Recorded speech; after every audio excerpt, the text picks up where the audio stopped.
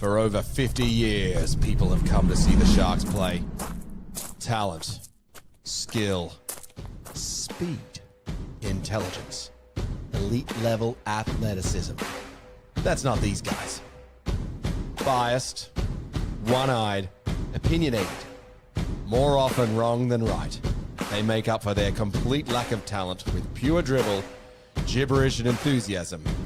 This is the ET Stand Podcast.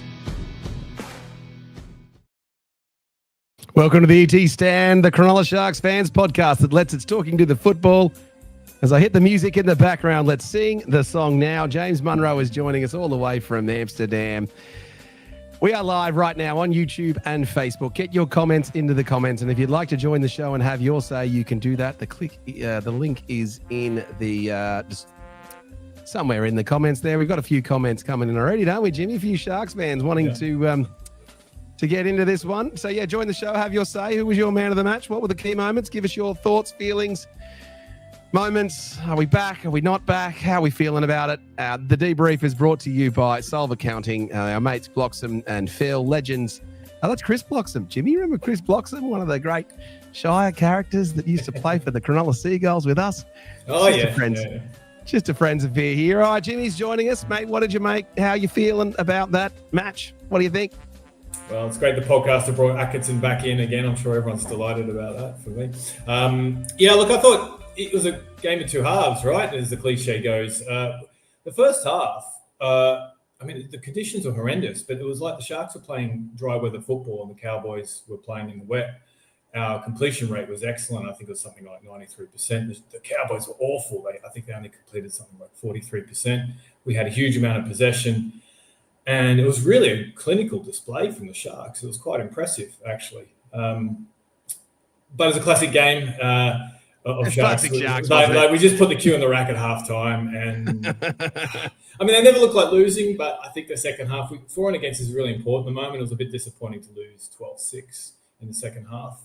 But I'm going to try and remember just the first half because I thought that was an excellent performance in the first half.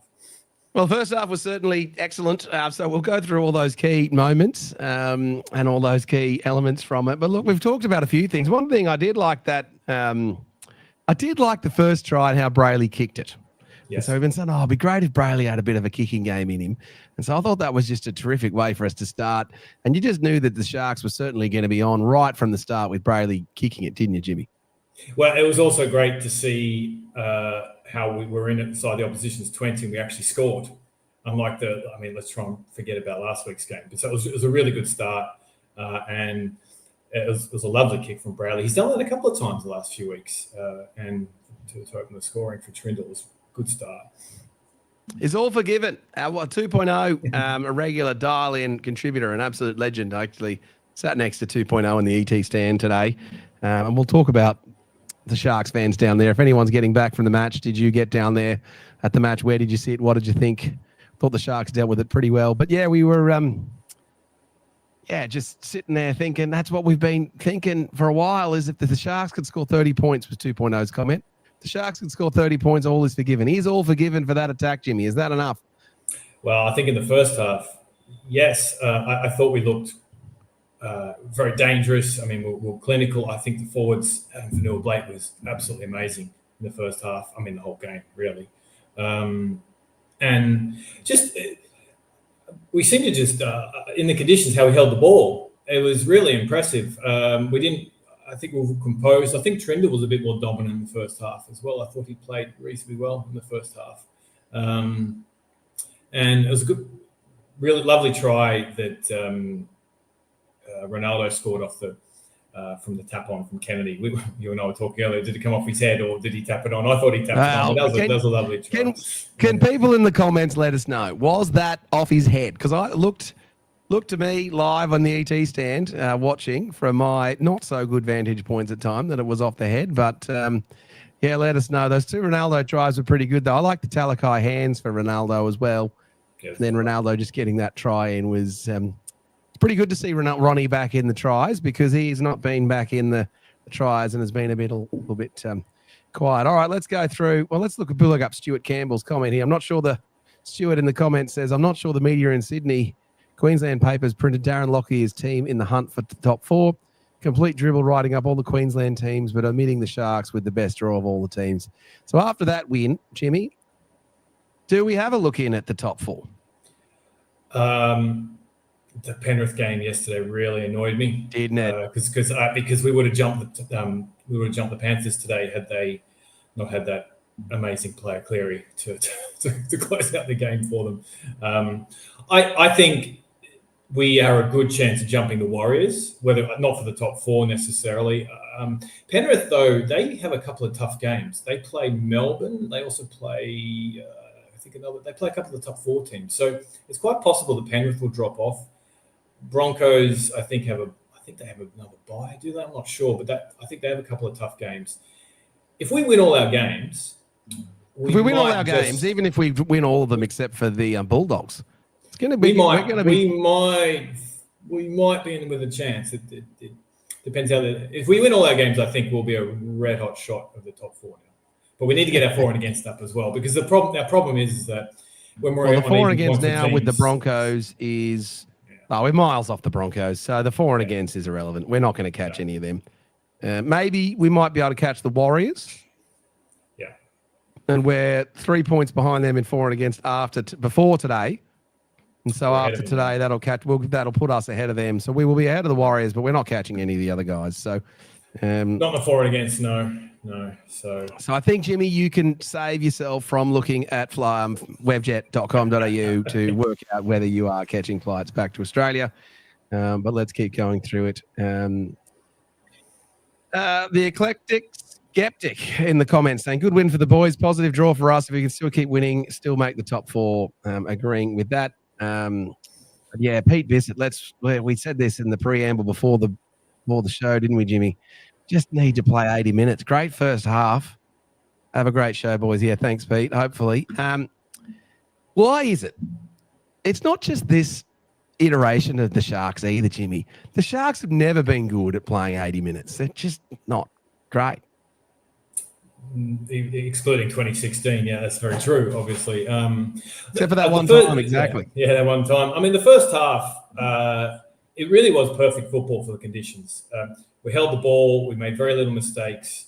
Cowboys were just absolutely diabolical, giving away penalties, 6 agains, dropping the ball. The good thing from the Sharks is really capitalised on it, because the week before we peppered Souths in the red zone, as they say, and we got nothing from it. At least this week we did. In the second half, it was interesting because the momentum really shifted. The Sharks gave away a penalty. They got a 6. The Cowboys got a 6 again. I think 10, 15 minutes into the second half, the Cowboys had something like 70% possession, and we just couldn't wrestle it back. On the positive, we didn't really let them capitalize too much on that. But I think we really struggled I think we went into the first half. We put the cue on the rack. Hines and Trindle kind of I think they went into the shell a bit. We should have played more direct, I think, in the second half. I mean, I don't want to dwell on Atkinson, but I will. We would have been better off having. Well, what bugged me about Atkinson, actually, Jimmy, is that with 10 minutes to go, we're 32 points to 6 up.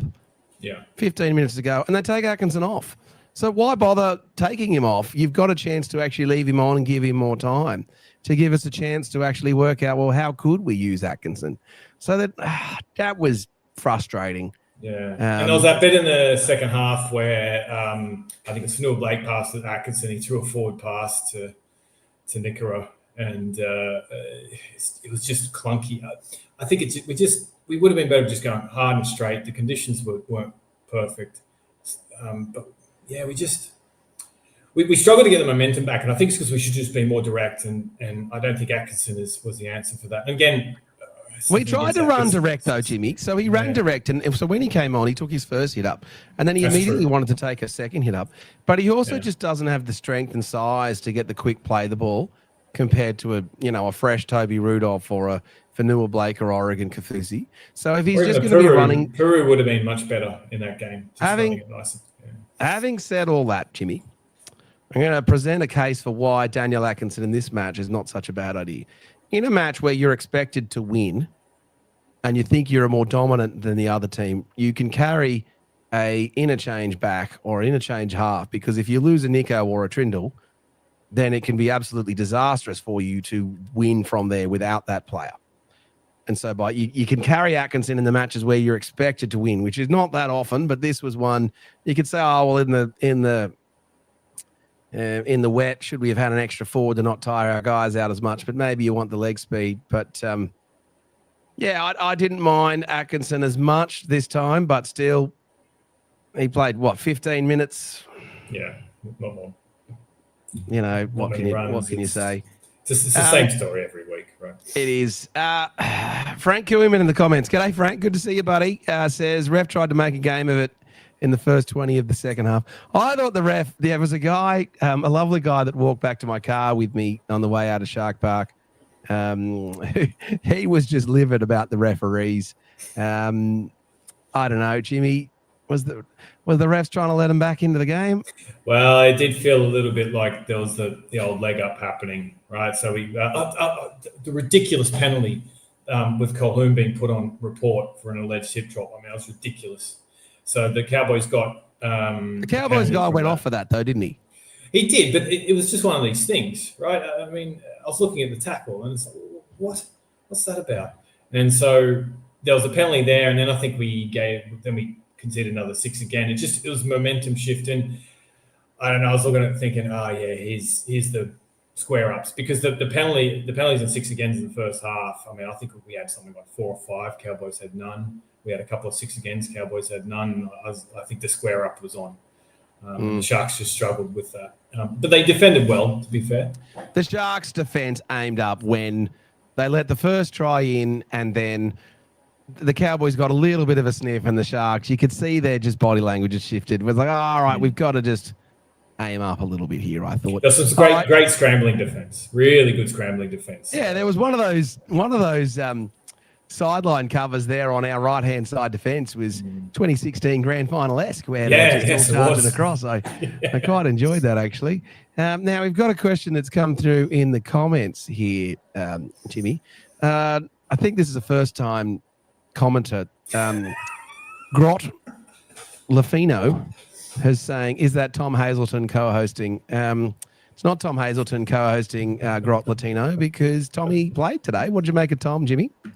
I thought he ran hard and strong. He didn't get a lot of minutes, but that was to be expected coming back from injury. I think it was great to see him back because he's got the different body shape. We need Tom. Yeah, it was really good to see him on there. I thought our bench in the first half when they came on, so Uele, Colquhoun, Hazelton, I thought they really aimed up, particularly Uele.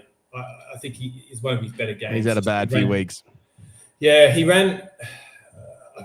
Last week I was ready to send him to the airport to go to another club. But this week, I know there's been talk about him being offloaded. Maybe that spurred him a little bit because he ran hard. He had a good couple of offloads. I thought he looked quite determined out there. If he plays like that every week, it'd be much better for us. That's true. Yeah. Here we go. We've got a super chat here from Scott Latino as well, saying Jimmy's thoughts on Atkinson's continued selection. Well, look, as per the rules of the super chat, if you donate money to the show, and all of the money is actually going towards the Cronulla Sharks Leagues Club Fund of the super check that I have to present to Dino Mezzatesta. It is currently up to $28, and it will be a novelty size check. Jimmy, what are your thoughts on Atkinson's continued selection? This has been done to death, but it always I think it's really hard to understand it, really. I mean, you said earlier maybe in this game it was not the bad choice, but for me, I think either Peru or Burns would have been a much better choice. Burns can also slot in. Burns would have been better. You know, he would have run hard, run straight. Atkinson just I mean, I saw a game where he played for the Jets at fullback, or was it? And it was awesome. Atkinson's excellent. Yeah, he's been fine, but it's just not his role. But I think it'll be interesting next week with Toby coming back from HIA. I think it's Toby in for Atkinson, and I think maybe this conversation's not going to be relevant anymore because you'd think he'd be. I don't see how he could drop any of Colquhoun or. I mean, it'd be great to see a bench of Talakai, Colquhoun, Hazelton, and Rudolph. I mean, that's it would be Would be good to see that. We'll go through a couple more comments. 2.0 is in the green room, back from the game. 2.0, give us the thumbs up if you're ready to go. We will go through a couple more comments before we get him in. Let's see. Yep, Frank Human's confirming for us that Kennedy tapped it on. That's true. And the coach, SJD, in the comments saying 19 plus, finally. So, and then Scotty Latino says the incoming buy helps. I think Lats is referring to the fact that we are playing the Dragons next week, which I think is 3 p.m. on Saturday, which is a funny time. Scott Brahini in the comments for saying, for me, the scenario is simple. If we win all our games, we make the top 4. Brisbane's, Penrith, and the Wars will all drop at least one more game. I think that's probably right. All right, let's get 2.0 in. He was live at the game in the ET stand. Williams 2.0. There we go. Mate, what'd you make of that experience live at the game, mate? How'd you go with the rain? Easy. It hasn't got nothing on Sharknado from about 7-8 years ago. The rain kind of stopped in the second half completely. The first half, it was only when the wind blew it in your face that you knew about it, because obviously sitting in the stand, we had a little bit of cover, but yeah, it was pretty sweet. The Sharks fans that were there, I thought, were all wearing their Sharks jerseys and colours. So once the rain comes out, it's the diehard fans and everyone who's there. I think I might have been the only Sharks fan there not actually wearing merch because, I don't know, I just got so much Shark stuff. 2.0, what did you make of... I thought Nico was particularly good tonight. We haven't touched on him or today. What did you make of Nico's performance at ground? I've got to say something that's irked me the last week especially. What's this attacking problem we have? Can someone actually explain it to me without saying we should have beat South by 40 points? Because if you look at the last 4 of the 6 weeks, we've scored 32 tonight, 31 against the Roosters, 28 against Brisbane, and 24 against the Dolphins. We have a bad game in Melbourne, which is Melbourne, I get it. And we had one bad game against South where we still won the game. So why are we becoming a cynical fan base and blaming everything on coaches? And that? I said it in the Tuesday night show, and I explained this to you, Boldo. I said, if we put 30 on the Cowboys, no one will talk about it. So why are we we're talking about? And I saw a comment in the Discord. One good half, one bad half. If you win by 20 points and you think that's a bad game, shut the hell up. You don't know what you're talking about. Like, I understand the frustration that South have got so many players out last week. Execution, the performance was there. We applied the pressure, the execution was off. Stop complaining every time something doesn't go our way. We had the game in the palm of our hands last week and we should have won by 40, yes. But stop complaining that we didn't put 50 on them like a Penrith. We're not Penrith. We're not the Storm. We're not these. We need to win games. I mean, if we're going to beat the Storm 2.0, we're going to beat the Storm. We have beat the Storm, but we're not the Storm. We're not a consistent team as Jimmy, the Storm or a Penrith. Let's get Jimmy's alternate perspective. Jimmy, give us the cynics, skeptics, pulling your hair out Sharks fans view that I know that you're capable of. Is 2.0 right to calm the Sharks fans down here, or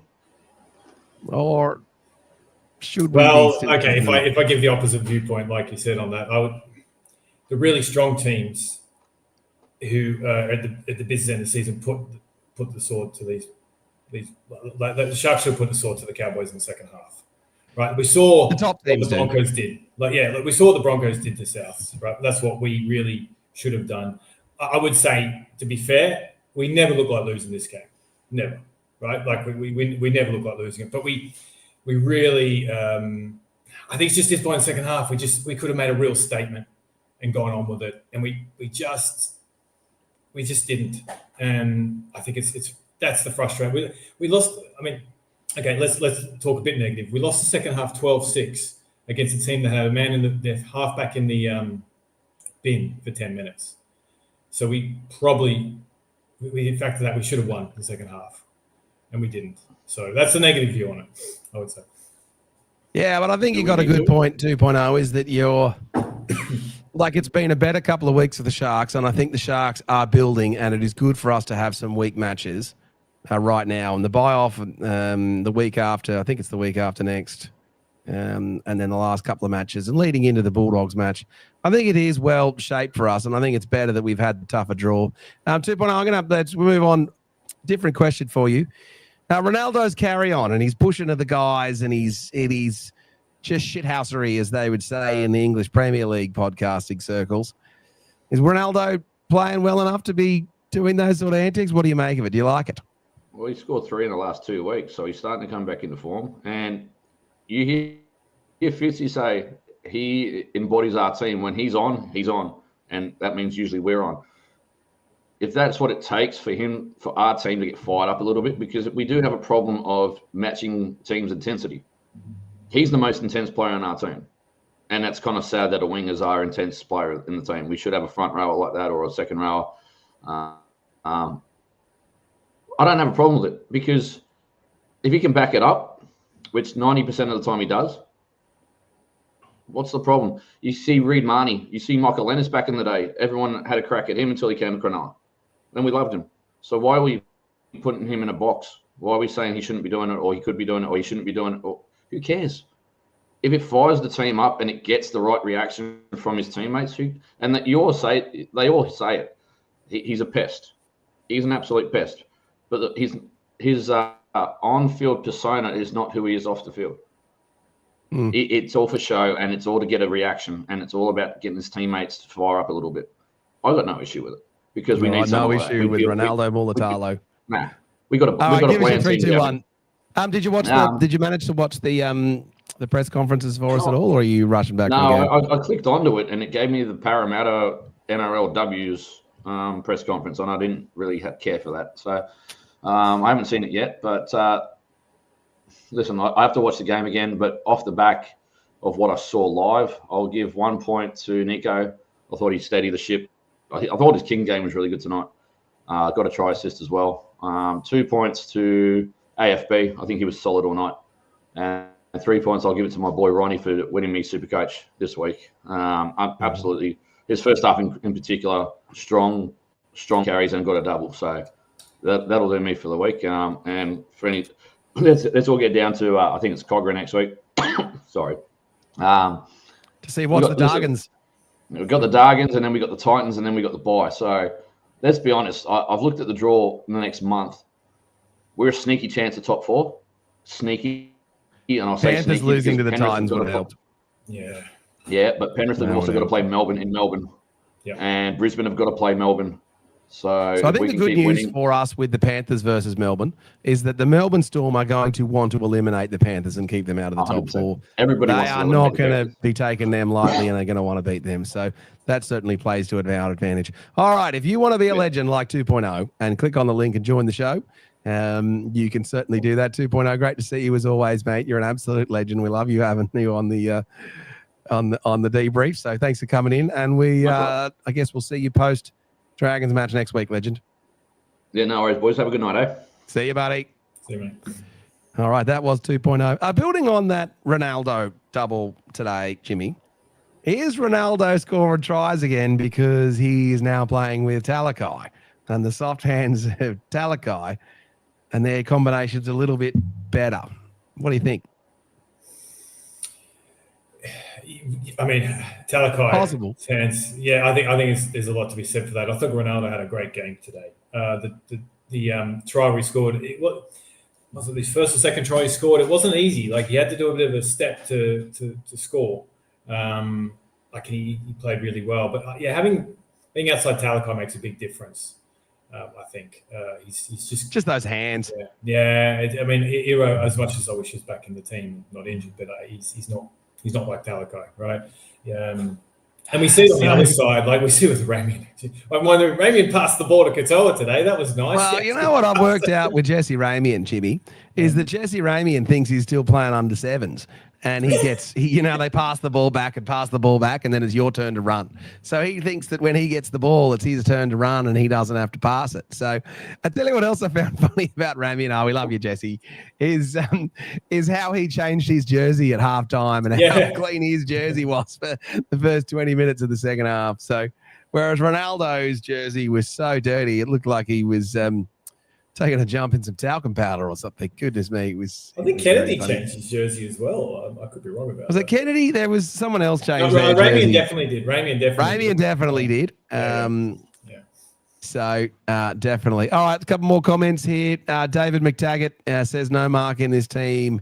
We are so one-dimensional. I think that's right, Dave, but I will just say I think with more players coming back, Tommy, Kale Hero coming back into this team, a full-strength Sharks team, having gone back and watched the highlights from our first match against the Cowboys, when we're full strength, we are going to be better.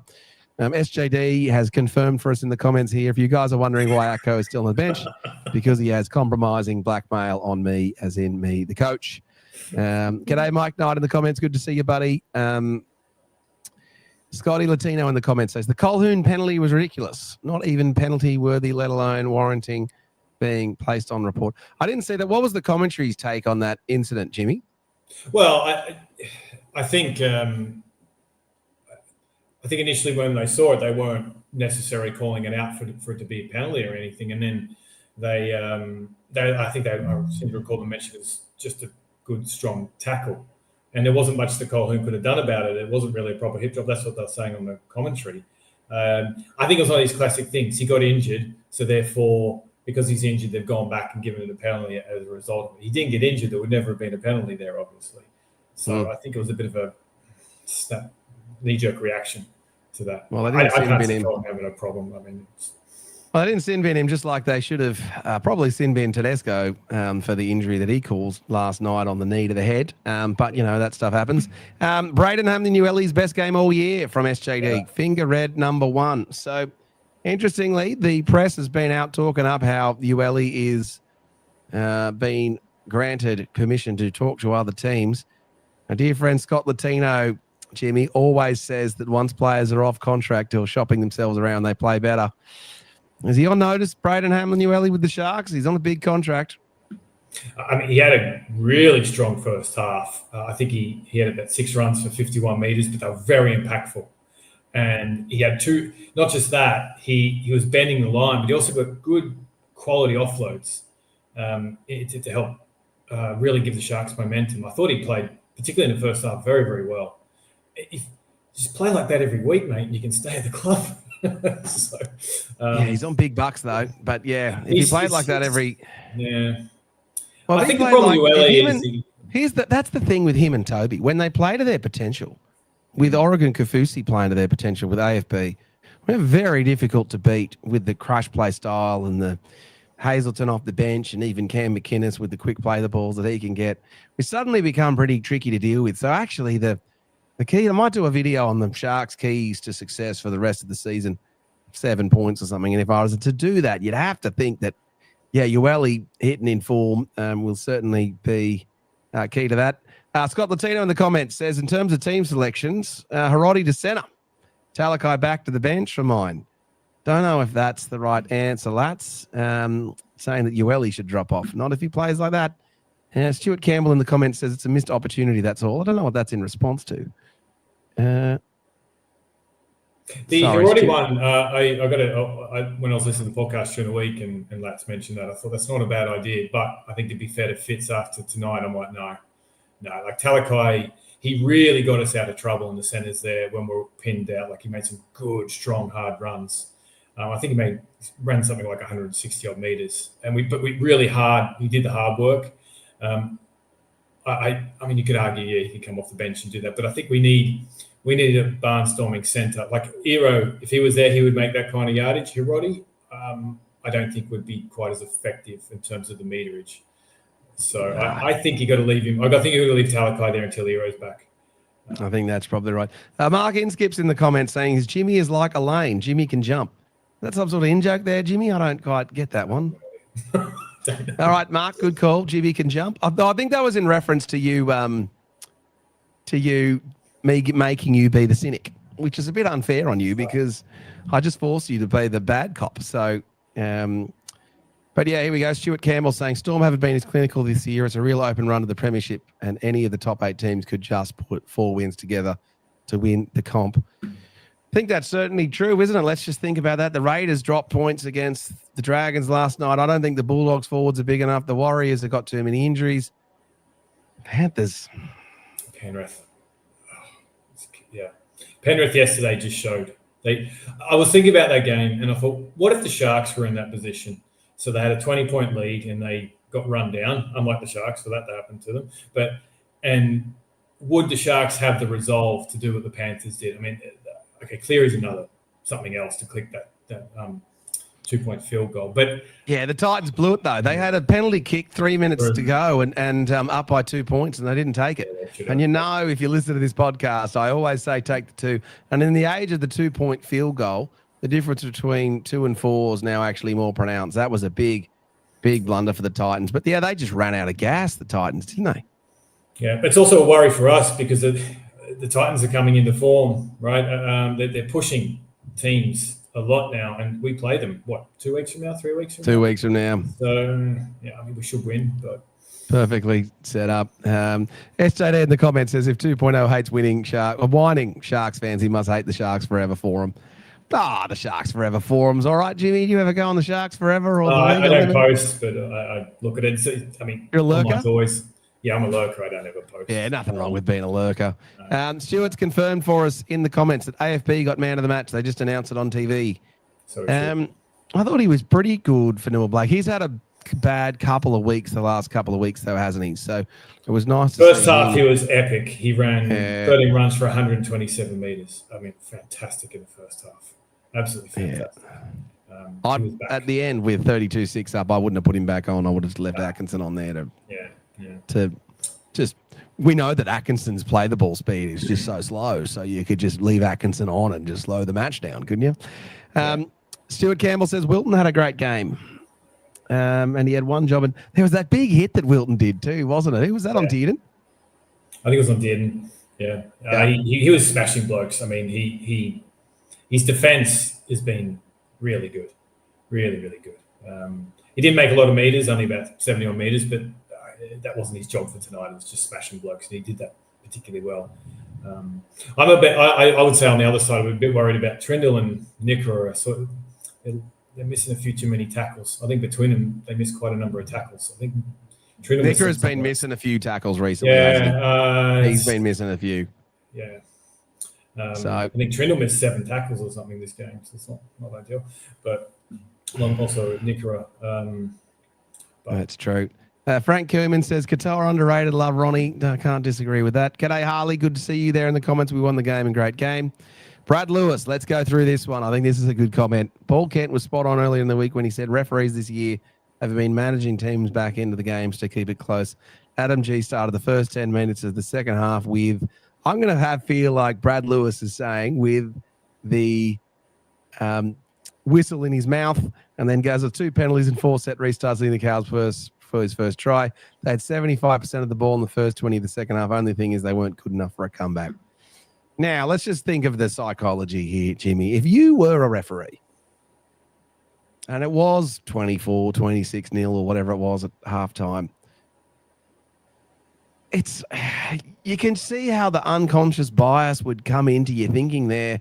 Oh, yeah, the Cowboys they're owed 1 or 2. Like, you can just see, I've refereed games of couple of sports before. You can understand how that happens, can't you? It happened. You see it almost whenever there's a lopsided penalty count, you see almost always it start to go back the other way. And it's, I wouldn't say it's the NRL corruption or anything like that. I think it's exactly what I said. It's the unbiased. It's human psyche. I just think it's the unconscious bias. I think is just one comes into it there for us. Oh, we've got a whole bunch of you guys in here for the ET stand watching live. We've got a whole bunch of you watching live. I don't know if we've got a single like yet. So give us a like. Can someone give us one like? Like just one. Just one. Or maybe give us a couple of likes. It lets other Sharks fans know about the channel. It helps us with the algorithm on YouTube. So a reminder, this is the ET Stand podcast. This is the debrief with our instant live reaction right after full time, or 30 minutes after full time, as I was driving back to my parents' place. Jimmy's joining us live from Amsterdam. If you want to have your say on what you thought of the match, do please get it in the comments. Who was your man of the match? Who were your 3-2-1s? What do you think of the Sharks' chances this season? Can we do it? Are we building? Where do we go from here? All right, let's keep going. I just think about this. Like the patterns with the Sharks is the thing that worries me the most. So, okay, if I be a bit negative, right, for a second, we see far too often. Take the Broncos game. It is almost a not a mirror of this game, but the first half we showed that we can attack, we can score points, and in the second half we just were clunky. I wouldn't say we put the cue in the rack, but against a better team, Broncos really came back and they went and won that game. I think we've seen too many times this year where we have a clinical first half. I mean, we saw in this first half of this game that they can score points. Brady looked dangerous. Hines played well. We scored some really nice tries. And then the second half, we just dropped off. It seems to be a bit of a pattern. And we are not going to go deep into the competition with that type of pattern. The good teams will run us down. And we've already seen them run us down. We need to change the Broncos ran us down. But I think the extra forward on the bench will certainly help us. All right, let's go through. I've just got a few notes for you, a few other moments which were a bit of fun from being down there at the Shark Stadium. Not Shark Park, Stark Stadium, because it wants to be called.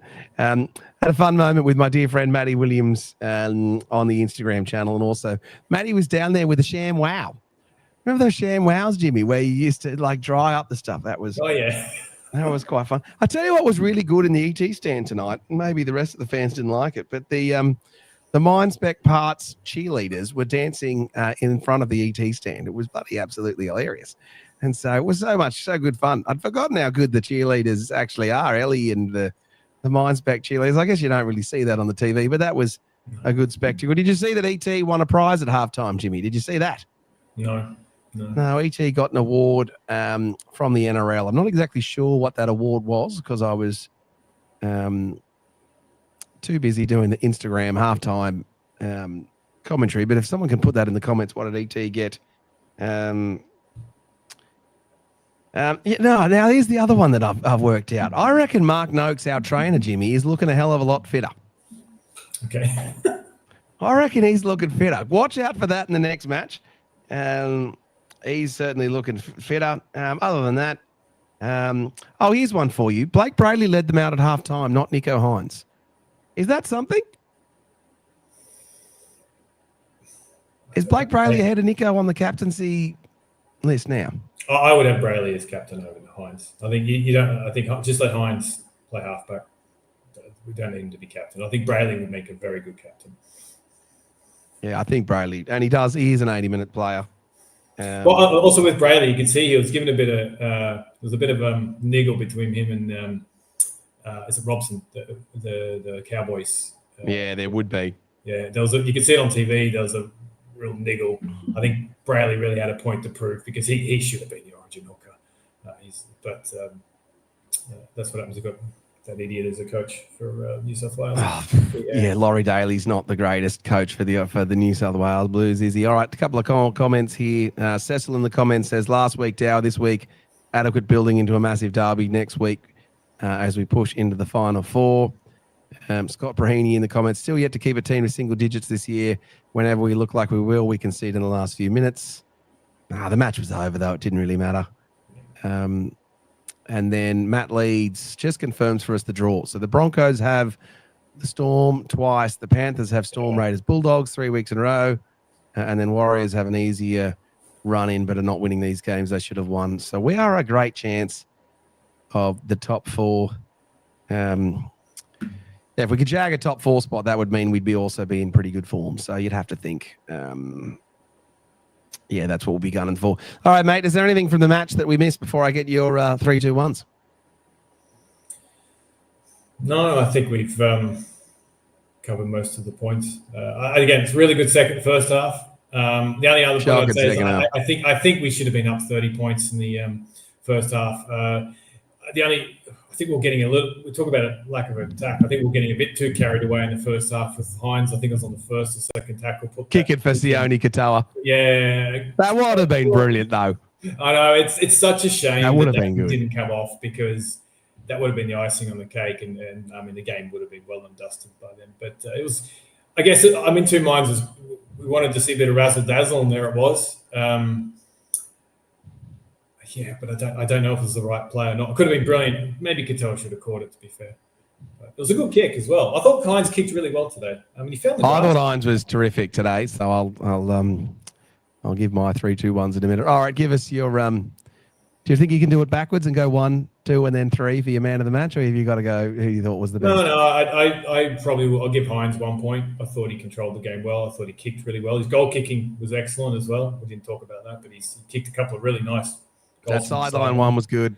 It's beautiful. He kicked it 2 from the sideline, which is great. Yeah. So I thought he played very well. He didn't run the ball a lot, but that's okay. He didn't need to. So 2 points I give to Ronaldo. I thought he just seemed to be everywhere in that game. Obviously 2 tries, but he just was popping up everywhere. He made, I think he made 100. He ran 140 odd meters. He played really well. And you can see the niggle in him, but he kept it under control. And then I can't go past AFB. I thought he really set the platform for us in the first half. Really good, strong, hard running. AFB's always in my top 3. He's just so good. Wow, so I did so I input every single transcript of all of the podcasts into the AI and the chat GPT. And so I asked it, who's the star players for the Sharks this year and what do we need to work on? And there's a few funny things that come up, but it certainly declared that AFB was the best player for the Sharks this year, certainly. So in terms of my 1, 2, 3s, I'm going to give 1 point to AFB. I thought he was terrific in the middle and probably deserved man of the match, but I'm going to go 2 points for Ronnie. I thought he's back. And so he was solid on the wing. And then 3 points for mine. I thought Nico Hines was the man of the match today. He kicked well, solid 8.5 point game out of 10 in a rain-soaked match. No errors, good in defence. The goal kicking was just sound. Nico, you are my man of the match for this one. And then lastly, Jimmy, before we go, we give you to give us the score of how much out of 10 did you enjoy watching that match? First half, I 10. would say it was 8.5, 9 out of 10. Second half was a bit dour, so probably a 4. So whatever that average works out to be, 6, something like that, 6 out of 10. It's a 7. Yeah. 7. Oh, there we go. The answer is always 7. Yeah, look, we're always in control of the game, so it wasn't. Yeah, we never really looked like losing. Zach McCall in the comment in with a late one. Why is no one talking about us having a buy up our sleeves? We are technically in the top 4 if you think about it like that. That is true, Zach. If you were to treat it that way, you would have us. I'm just trying to hit refresh on my ladder. They haven't upgraded it. Yep, there we go. We're 1 point behind. So yes, if you give us the points for the buy, then we would be in the top 4. That is a very good take, Zach McCall. And I think that is the first time you have commented on our show. Good call, Zach. Hopefully we see you in the comments here again. That was the ET stand. If you are new to the channel, do please hit the like and subscribe button. I don't know if we got any likes, Jimmy. Still didn't get any likes. Maybe Zach could give us a like. Come on, Zach, give us a like. Anyone. Someone give us a like. I promise I won't. Give us a like, and I promise I'll never come back on the podcast. Oh, I'll tell you what. No one also talked about how good my little ticker along the bottom was. The Sharks starting lineup and the tries and all that sort of fun stuff. Didn't even mention that. I am hosting trivia down at Sharks at Cronulla one more time. I think it's August the 13th on a Wednesday night. So if you want to get down and test your Sharks knowledge against other fellow legend Sharks fans, you can do that. This was the debrief. We'll be live on Tuesday night. Oh, there we go. Cecil did. Thanks, Cecil. Maybe I just can't see the likes here tonight. Yeah, we'll be live on Tuesday night. We do a show every Tuesday night at 8:30 p.m. With the full panel, and then we're pretty much live after every single full time. So I think it's going to be Franco on the debrief next week. And Franco, Jimmy, is undefeated on the debrief this year. He has not been on a loss as far as I can remember. So that's going to get me into trouble because they always say don't talk about those sort of streaks. So the Sharks are 4 in a row? I'm pretty confident we'll make it 5 next week against the Dragons. That was the ET stand. I'm David Boldeman for James Munro all the way from Amsterdam. We will see you guys next time. Up Cronulla. Thanks, Jimmy. For over 50 years, people have come to see the Sharks play. Talent, skill, speed, intelligence, elite level athleticism. That's not these guys. Biased, one-eyed, opinionated, more often wrong than right. They make up for their complete lack of talent with pure dribble, gibberish, and enthusiasm. This is the ET Stand Podcast.